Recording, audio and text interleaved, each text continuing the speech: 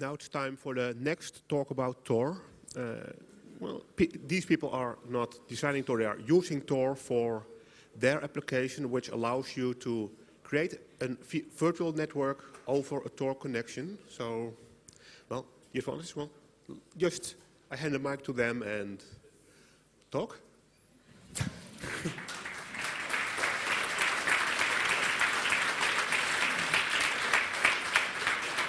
Okay, welcome everybody to our talk about OnionCat. First, before we start, we just introduce ourselves. That's me. My name is Bernhard Fischer. I'm a lecturer at the University of St. Pölten in Austria. And my colleague is Daniel Haslinger. He's a student there, and we are both in the area of IT security, operating systems, and programming and stuff like that. And we are both have been in the ISP area for several years. So we are now going to talk about OnionCat. Just a few words before. OnionCat started at the 23rd Congress here 2 years ago. We both like Tor very much, and we have been interested in this project and watching it for years before. And we had a talk together and in a bar with a beer, and we said it would be really nice if we could contribute to the Tor project. So we're really proud that we can present this today. Okay, first let's have a look at what we are going to talk about. First, we'd like to introduce the hidden services a little bit in detail for you. I don't know if anybody is familiar with this. We won't talk about Tor itself because I assume everybody in here knows what Tor is, and especially the speaker before, Roger, gave you an overview about Tor, and I think there is no man in the world who could explain more about Tor than Roger. Okay, next we dig into details of OnionCat. We'll show you how it works, what the basic ideas is, and give you an architectural overview of the internals. Then next we have the applications to give you an idea about what OnionCat can be used for and what we would like that OnionCat will be used for. And, well, last but not least, bootstrapping OnionCat. OnionCat is a really small project currently. It's just us two. And I talked with lots of people here in the Congress, but it's still a really small user group. So we hope that we have some ideas to give you to use OnionCat in a way that the community grows. Okay, so let's have a look at hidden services. Yeah. A hidden service is a location hidden service inside the Tor network. You can only access it through the Tor network. A few months ago, we installed such a service in a garage somewhere. It is also physically hidden.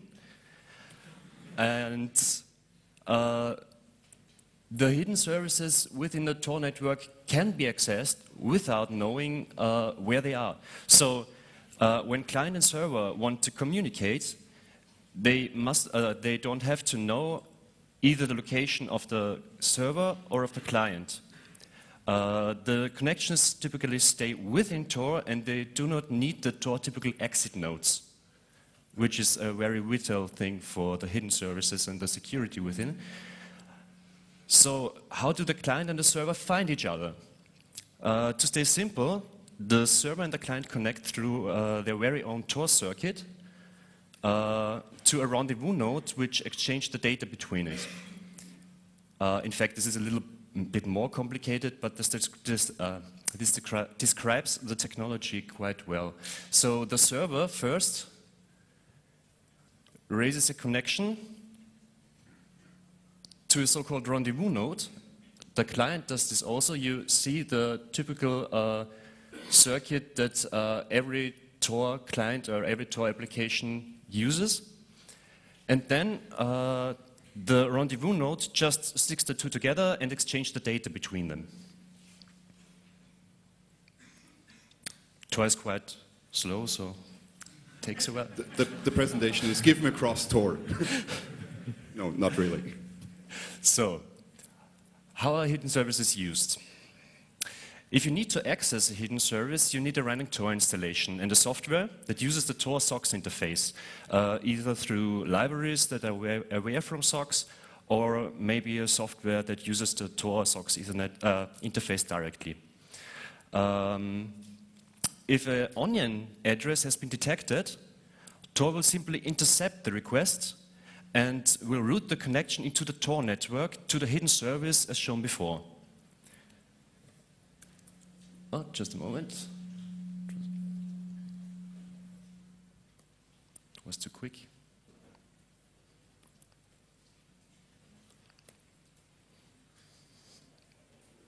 Owned by technology. So, here we are.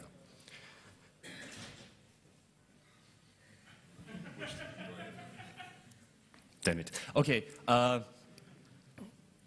Look at me.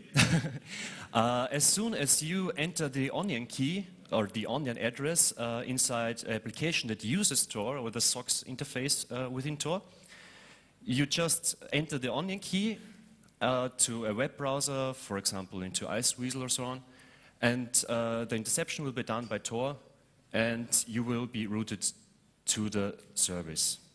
So I hope it works now. Yeah. So the benefits of hidden locations, or location hidden services, is that you do not need exit nodes anymore. This is good because exit nodes are a very problematic thing. In fact, a very small amount of people want to be an exit node. That's depending on the country they may live in. And these connections the exit nodes make into the real internet are unencrypted. So hidden services provide some kind of end-to-end encryption, which would be not true if you use exit nodes for your connections. So what's wrong with those hidden services? They also have a catch. The onion rules are hard to remember. This is a fact which we try to resolve. We talk about it later. The SOCKS interface is not always easy to use. You have to, for example, you have to configure your applications to use SOCKS. This might require some knowledge on this topic. Also, the SOCKS does only transport TCP/IP. And last but not least, an issue we couldn't resolve in our project is that hidden services are damn slow. So what's our goal on these hidden services? We provide an easy and transparent way to use hidden services. Hidden services improve an individual's privacy enormous. So our intention is to make it usable for a broad amount of users out there, and so maybe get Tor and the hidden services a little boost. Our first solution to this problem, I mentioned it on the onion keys, which are hard to remember, was to implement a TCP-based name service. As soon as a hidden service rule is used, the Tor uses public and private key authentication to route it to the hidden services and to authenticate it. So due to this behavior, phishing is not possible anymore. Yeah, let's take a look. The next thing is we do not violate hidden services with our solution, which could be a problem if you use some kind of DNS in there without any interception before. There is also a really well-known service out there for name resolution. It's the DNS system, and so reinventing the wheel wasn't an option for us. Okay, now let's dig into details what OnionCAD really does. So first, some basics. We'd like to provide an IP transparent interface. What SOCKS definitely not is. It's a TCP interface, so we'd like to have an IP transparent interface. And obviously there is the TANTAP driver available on more or less all operating systems. Also on Windows, of course. The OpenVPN guys did a good job there. Yes, okay, TANTAP devices are virtual interfaces, virtual network interfaces. They stay on your host. So it's like an Ethernet, but it's just virtual. You can put there an IP address, you can ping the IP address, you can, well, do everything what you can do with a normal Ethernet interface also. So, well, yes, that's one part. We configure this TON device or TON tap device, and so we have to the operating system side a native layer 2 or layer 3 interface. So all packets arriving to the kernel from wherever they could arrive, of course from other Ethernets or other TON top drivers or wherever, are routed by the kernel based on the kernel's routing table.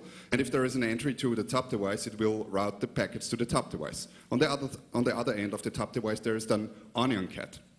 So, well, you have the TON device, the top device, whatever, and you configure an IP address, and so you can send packets there. To give you a basic idea, I show you a picture with SOCAT. I think most of you know SOCAT. Maybe if you don't know SOCAT, you know NetCat. How many people know NetCat? Okay, not everybody, but okay. So to give a quick introduction to SOCAT. SOCAT is nothing else than a packet forwarder between file descriptors. And in Unix, every I/O channel you can think of like files, like TCP sockets, like well UDP, like pipes, whatever you imagine, are based on file descriptors. So you can forward data between them in the user land. Okay, and what SOCAT does, it opens an I/O channel on one hand and another I/O channel on the other end, and then just forwards data between them. So there could be on one end a file, on the other end a pipe, or on one end a file, on the other end a network device or a TON top device. And that's where our idea came from. We took SOCAT and configured it that it has on one end the TON top driver. So there is an interface I can assign an IP address to. Luckily, SOCAT, what NetCat not does is it provides an SOX4A interface on the other end. So I can configure SOCAT in a way that there is on one end of SOCAT a TON top device and on the other end a SOX4A device, well, socket. And of course, I use this SOX4A device to connect to the Tor proxy because the Tor proxy's interface is SOX. Okay, on the other end, this gray-shaped figure here is the Tor network. So on the other end is also a Tor node where we configure the hidden service. So the hidden service accepts TCP sockets. So we have to configure the SOCAT in that way that it accepts on one end TCP sockets, TCP connections, and it opens again a TON top device on the other end. So what we can do with this setup now is assign an IP address with ifconfig here, assign an IP address with ifconfig here, and we can start to ping to, well, do everything you can do with IP. Okay? That's the basic idea. But SOCAT does nothing dynamically. That's a manual setup. You have to set up everything manually. Install this, configure IP address here and here and here and so on. Yeah? Okay, it's just to give you an idea. So let's look at the next slide. Our idea was we want to provide a piece of software that does everything automatically. In a way that if you plug it in, you automatically get part of the community. That's not possible with this SOCAT way. So what we needed is some kind of migration from those .onion URLs to some other kind of addressing method. And of course, we're working with TON devices, so the addressing method of choice is IP. Okay? So we use especially IPv6. You will see later why this is the case. Well, why do we want to use IP addresses? Well, you know, every service in the world is based on IP.